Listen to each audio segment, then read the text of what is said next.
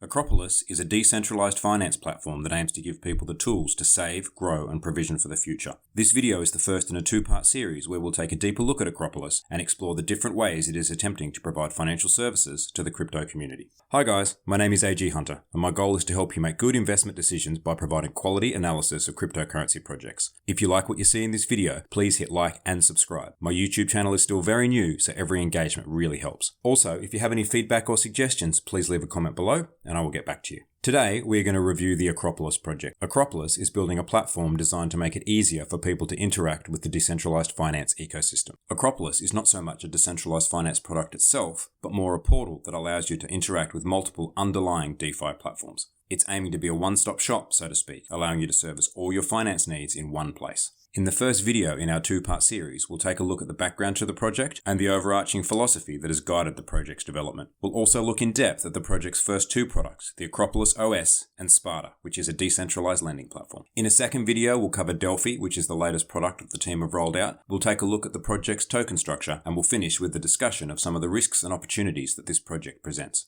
Before we start, I need to make my standard disclaimer that I'm not a financial advisor. All investments are inherently risky, and you should do your own research before making any investment decisions. I think the logical place to start a review of Akropolis is with the discussion of the project's guiding philosophy. This has been strongly shaped by the project's founder, Anastasia Andrianova, and understanding her motivations helps to understand the direction the project is taking. Anastasia has a background in corporate and institutional finance, and her views of traditional finance strongly shape this project. When I listened to a few of her interviews, I got a strong sense of several things. One, she is someone who has become disillusioned with traditional financial structures. This is unsurprising for someone involved in the crypto community, but nonetheless, when you hear her speak, it is quickly apparent that her experiences in mainstream finance have left a sour taste in her mouth. Secondly, she seems to have a very strong sense of social justice. These two strands come together as a philosophy that both aims to disrupt and reinvent traditional financial products, whilst also making them fairer. Specifically in this case, fairer for the little guy.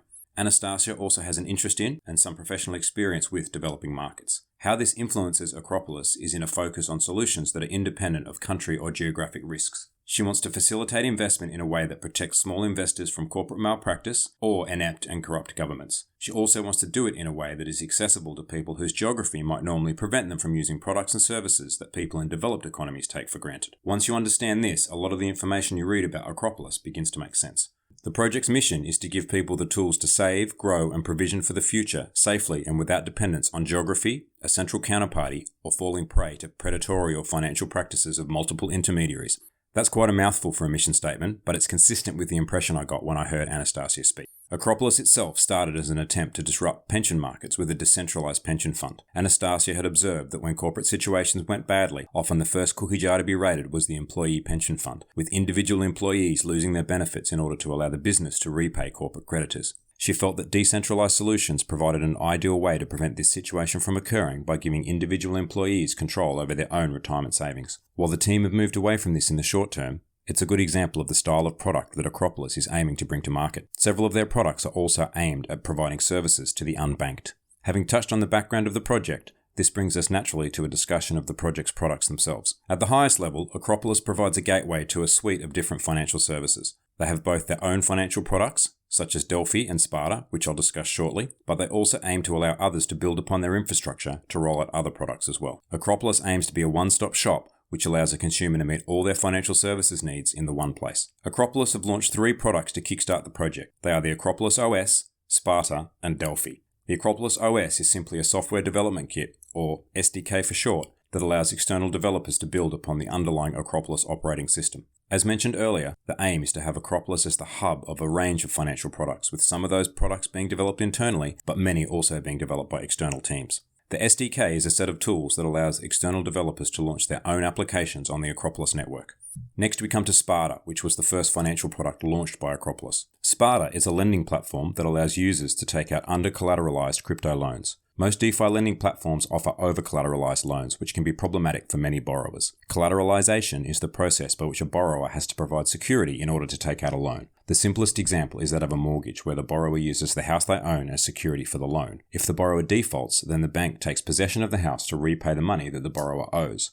In DeFi, collateral usually takes the form of cryptocurrency. I stake an amount of crypto to secure the loan that I wish to take out. Most DeFi lending platforms require what is known as over-collateralization. This means that you need more crypto as collateral than the size of the loan that you wish to obtain. If you wish to secure a loan of 8 Ether, then you might need to stake 10 Ether as collateral before the loan is issued. This creates some obstacles to the practical application of DeFi loans. If you already have 10 ETH, then you are less likely to need a loan in the first place.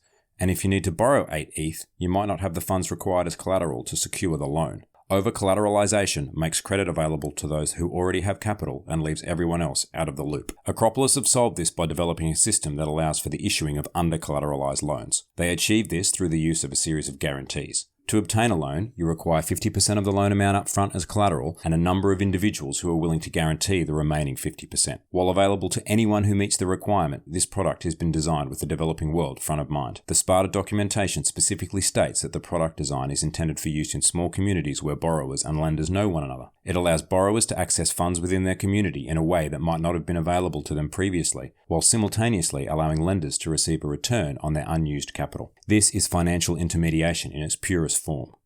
If you live in a developed economy, this may seem of little benefit, but if you are in a developing or underdeveloped economy where banking services are scarce, this could be life-changing. There is an enormous amount of detail on the Akropolis website about how Sparta works. There is some serious financial engineering behind the scenes that is beyond the scope of this video to explain. I encourage you to visit the project's wiki if you wish to know more of these technical details. This brings us to the conclusion of video 1 in our two-part series on Akropolis. In video 2, we'll take a look at Akropolis' third product, which is called Delphi, a savings and investment platform.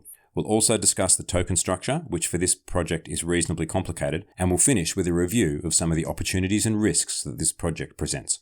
Thanks for watching this video all the way to the end. If you like what you see, don't forget to hit like and subscribe. If you have any feedback, leave them in the comments below, and thanks for watching.